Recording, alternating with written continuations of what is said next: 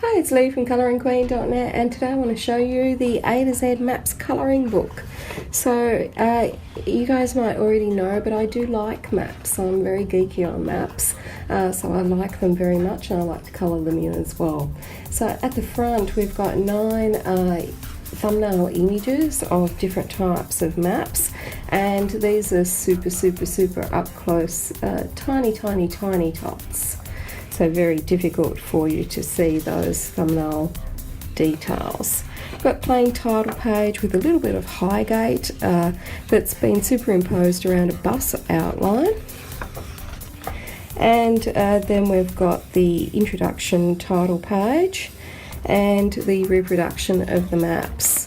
Now the paper is a medium quality paper and it's printed just on the one side, and down the bottom they tell you where the actual map is from. So this is Contour Lines from the Lake District, which is in the UK, and I've actually walked across that years ago when I lived in the UK, so that's a nice little walk down memory lane for me, so to speak.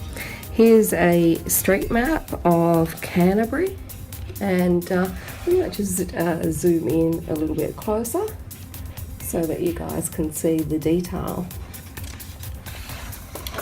And then we've got a map here of Inverness, and so these are all basically UK based, so Bristol, Ben Nevis, Brighton, all different types of maps, and sometimes they're incorporated into the outline of like Big Ben or the Houses of Parliament, and sometimes they're more topographical, sometimes there might be street maps, etc.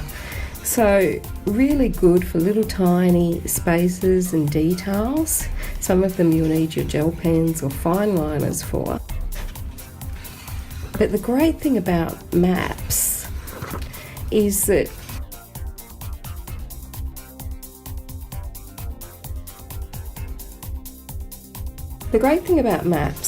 if you're not confident with colouring, you don't like doing hair and skin and fairies and mermaids and whatnot, then this is a great thing to colour and relax, suitable for anyone, and you don't need to have, normal skin tones or think about normal things. You can just do whatever you fancy. Some of them are very tiny details, so they're not going to be suitable for everyone to colour in. But there should be some maps that most people with all sorts of visual problems would be able to colour in.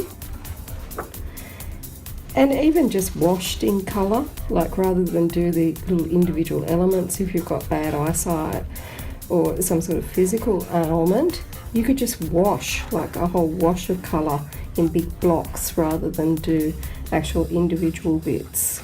It's really up to you, it's your colouring book, you do whatever you want with it. So let's have a look at the remainder of the pictures, and all the maps have been bordered with a fine border around them to neatly frame them.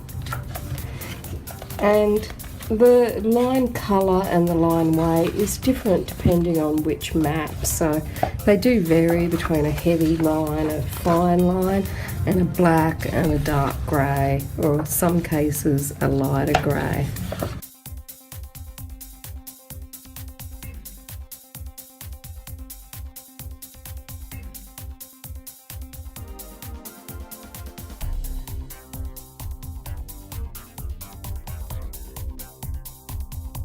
So lots of maps there, lots of different types of maps to colour in. Hope you enjoyed that review of the A to Z Maps colouring book. Until next time, happy colouring.